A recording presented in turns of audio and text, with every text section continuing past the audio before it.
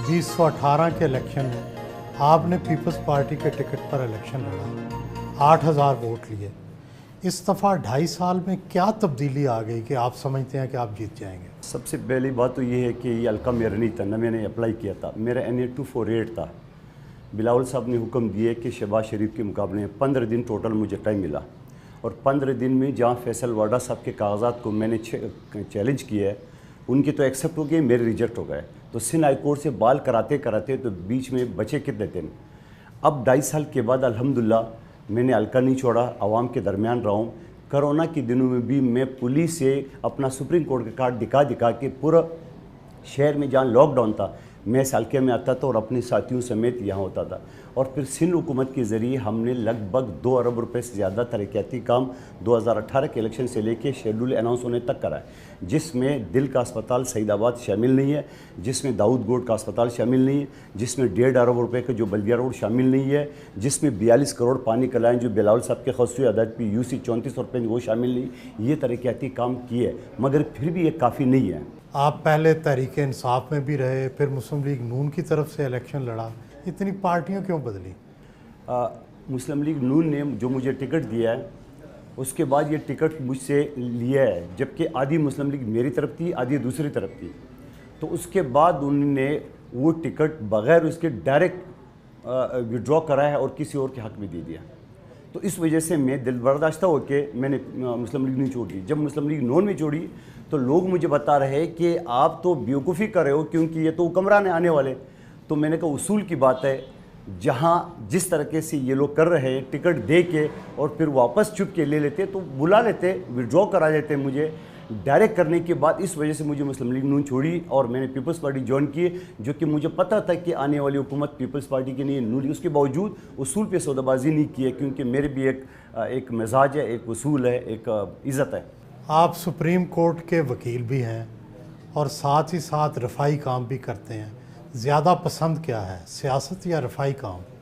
रफ़ाई काम ज़्यादा अच्छी लगती है, लेकिन सियासत भी एक किस्म का खिदमत है।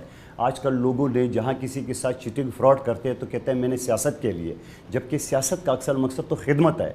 इसी वजह से भुट्टो साहब ने अपनी किताब में कहा कि मांग रहे हर इंसान रोटी, कपड़ा और मकान, और ये हदीस भी है। तो अब जारी बात है, सियासत आप खिदमत करेंगे तो लोग आपको वोट देंगे। आज 2.5 साल मैंने हल्के में खिदमत की है, तो इंशाल्लाह आप देखेंगे 29 तारीख का रिज़ल्ट आपके सामने होगा। इस हल्के में कई लिसानी गिरोह आबाद हैं, कौन सा लिसानी गिरोह आपकी हमायत ज़्यादा कर रहा है और कौन सा मुखालफत ज़्यादा कर रहा है? कोई कम्युनिटी मेरे ख़िलाफ़ या मेरी वो नहीं है। यहाँ गो के 80% हज़ारा और पश्तून है, उर्दू स्पीकिंग भी है, पंजाबी भी, सब भी। मगर MQM की 32 साल तारीख़ ने इस इलाके को सबसे बड़ा दहशतगर्द इलाका करार दिया है। बल्दिया फैक्ट्री आपके सामने 264 लोगों को ज़िंदा जलाया। मैं नहीं बोलना चाह रहा हूँ कौन है, किस करे, सबको पता है आवाम को। अब आवाम तंग हो गए। पीपल्स पार्टी गुलदस्ता है, जहाँ तमाम ज़बान बोलने वालों के अलावा यहाँ क्रिश्चियन भी है, हिंदू भी है, सिख भी है। और इसी वजह से पीपल्स पार्टी ने एक गरीब लड़की कृष्णा कुमारी को टिकट दिया, एक गरीब क्रिश्चियन को अनवर लाडीन को सेनेटर बनाया, और मुझ नाचीज़ को दूसरी मरतबा भेजा है, और पीपल्स पार्टी के आला ओहदे मुझे दिए। जब मैं पीपल्स पार्टी में आया तो 3 महीने बाद मुझे डिप्टी जनरल सेक्रेटरी पाकिस्तान बनाया। तो मैं समझ रहा हूँ, और फिर सबसे बढ़कर पीपल्स पार्टी ने हमें एक नाम दिया है, जहाँ सिंध था, बलूचिस्तान था और पंजाब था, और हमारी सूबे का नाम शुमाल मगरबी सरहदी सूबा था। तो आसिफ अली जरदारी ने हमें एक नाम दिया, एक मकाम दिया है। तो इस वजह से, और फिर इसके अलावा जो आपने दूसरी अक़वाम की बात की, लोग तंग हो चुका है।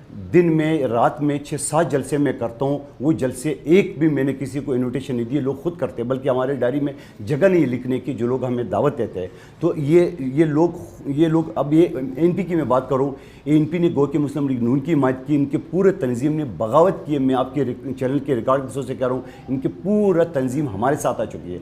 JUI के पूरे तंजीम हमारे साथ आ चुकी है, कि उनको पता है पीपल्स पार्टी के अलावा यहाँ कोई काम नहीं कर सकती है।